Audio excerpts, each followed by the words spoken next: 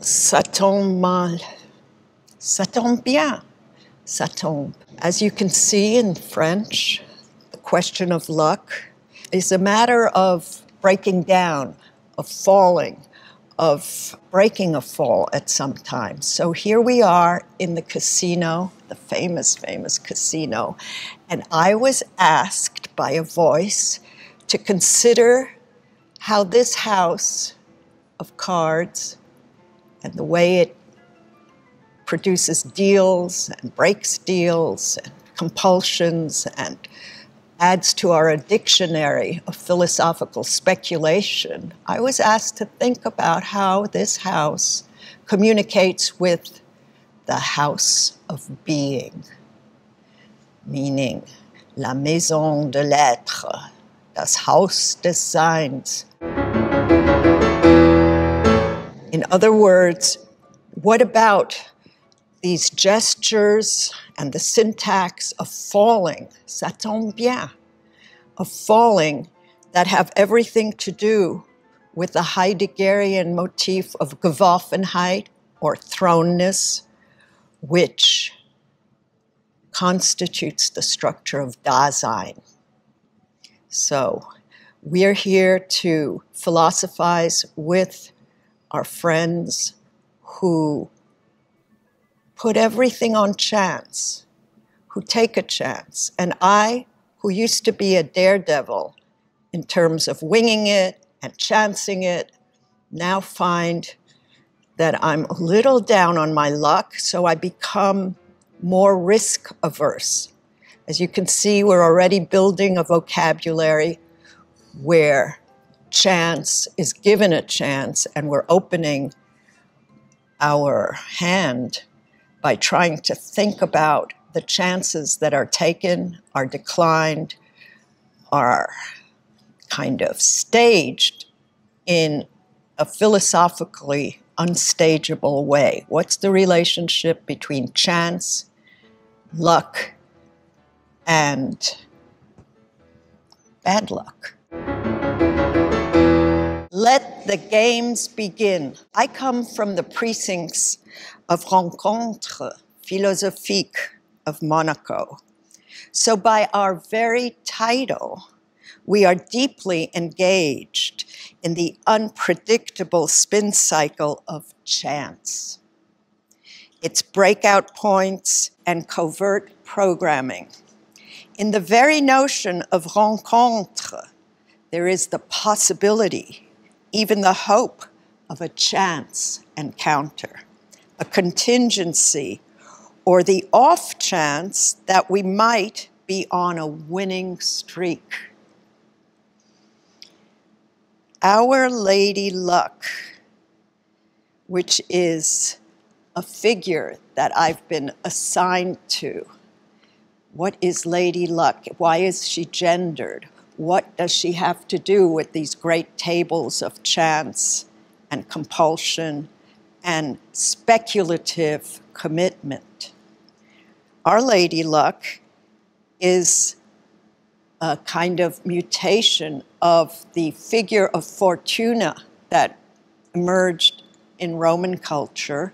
And while we're not offering a cultural anthropology at this moment, we do want to acknowledge that these kinds of games that involve risk and a kind of potlatch, which is, as the anthropologists have taught us, a way of giving away everything, including the shirt off your back, taking the off chance of losing everything that you come to the table with. We're deep in the history and metaphysics of the subject. That's that which is jeté, ejected, rejected, ejected, thrown into its structure of Dasein.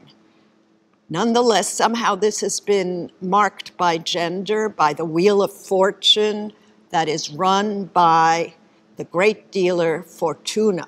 So you can have good fortune or bad fortune, a streak, my lucky break.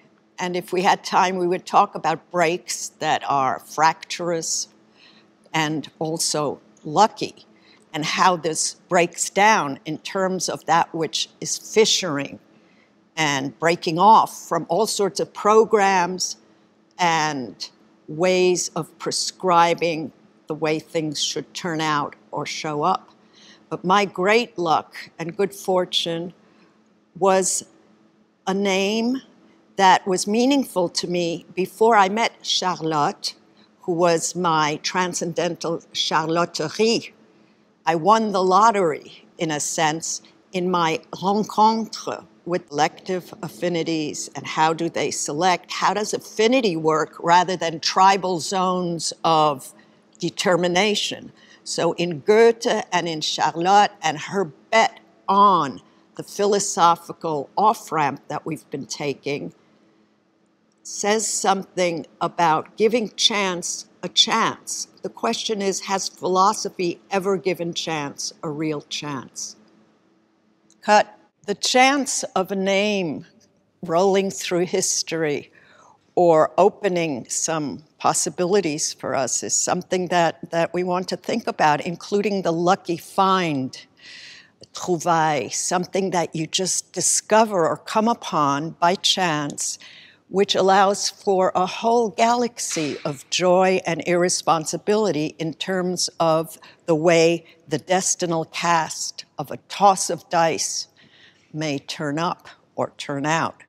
Now, with the name Charlotte and my charlotterie that I'm trying to set up and remember here, I just want to say that that name for Goethe also indicates that your own name and its secret velocities and subterranean logic, if there is one, a name usually resists logic or concept. Nonetheless, your own name, by virtue of a chance and indeterminacy that you can't master, and that's what this is all about, giving up mastery over chance, has something that may manipulate meaning in a certain way that philosophy is very excited about. But it also tells you, je vais me joindre à vous. Moi, je voulais danser sur les chandeliers. So the way that Goethe inscribes a name and has it shown on a glass, interlacing another name, an initial. It doesn't even have to be a full name, and this is where Kafka starts playing out initials rather than names and the importance of the letter. Tells us about our lot in life, our Charlotte in life, and points out a destinal trajectory, unpredictable or unconsciously motivated, predetermined, or given in terms of a random draw that also bears the brunt of a projected destiny. So already the name that you carry has something to do with the way you were dealt your cards. Cut. I wonder whether philosophy has ever really given chance a chance. It would involve an unclenching of the grasp that, and the power grab that philosophical attitudes, even if they are heroic attitudes in marginal moments and times, I leave courage to the poets here, citing Hölderlin's Dichtermut, the courage, le courage du poète. But I'm wondering, will philosophy have ever given up enough mastery in order to give chance a chance? Because in terms of the encounter, if you believe it's a truly chance encounter, that's one thing, but I don't know if we're able to do that. Usually we ascribe meaning to an encounter, and the minute you do that, in other words, when you say it was meant to be, or it had to be, or it is imbued with even a minimalist trace of meaningfulness and destinal accommodation or appropriation, at that moment you've wiped out the chanciness of chance, and Lady Luck gets diminished by a few steps along her way that should not be a path that we can imagine knowing much about. Cut. Welcome everyone to this house of being where chance is given a chance and calculation is given the thrilling, exalting possibility of dissipating in the face of risk-taking, chance, luck. And it doesn't matter whether you're on your good luck stream or on the jet stream of really devastating bad luck. Don't forget that luck comes from the Latin cadere. It's to fall. And we began this by thinking about ça tombe mal, ça tombe bien. What about the German generation of falling, such as chance, Zufall, or even applause, Beifall, everything that indicates a decline when the dice are thrown or tossed, and some kind of chancy marking, a hieroglyph, shows up and requires a reading. Very often you need the supplement of a lady luck next to you to give luck its luck and its sheen. And cut.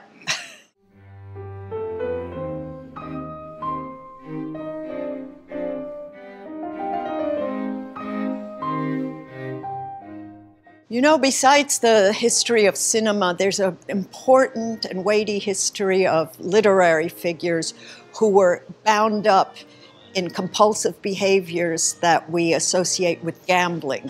Think of Dostoevsky, Poe, and so many others. Baudelaire said that there's some people who have bad luck and who actually are jinxed, as I said earlier. So the question is luck itself sent to us? Is it providential? Do we expect it to come from above and fall down? And we must always remember that trajectory of things falling into place, out of place, and having a destinal kind of cartography that's going to suddenly reveal itself in terms of sheer contingency. But if we had time, we would think of superstition and its relation to religion, the way we think that things come from above.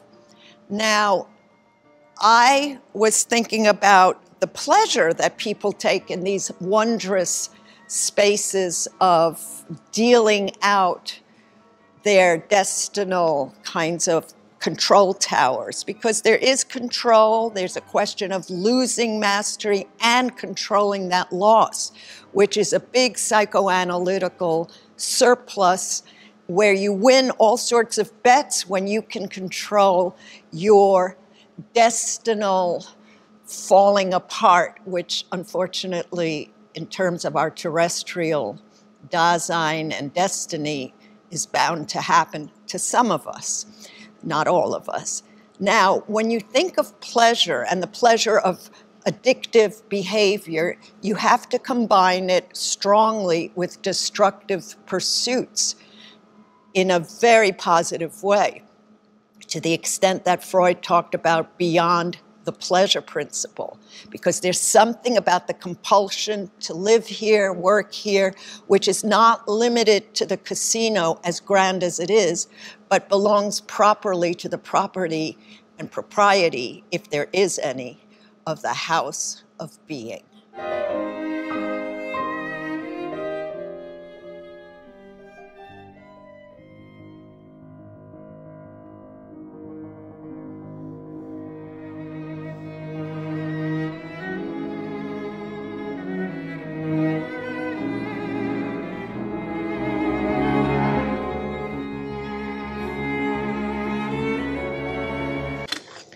You know, sometimes athletics which are very important not only to Monaco, but to all sorts of cultural formations and codifications, offer us a lexicon that'll help us think about chance, about programs and maps and GPSs of how things, the little ball is going to be tossed. And of course, that sounded very girly, but I am thinking in terms of Greek rhetorics, the Olympiads, and I wanted to point out that, in fact, in football, for example, there's what we call a Hail Mary. So when you don't know, and sometimes I identify with that kind of gesture and syntax of being, where you throw the ball and you hope you make a goal, or that it arrives in someone else's custody, faithfully and well. Cut.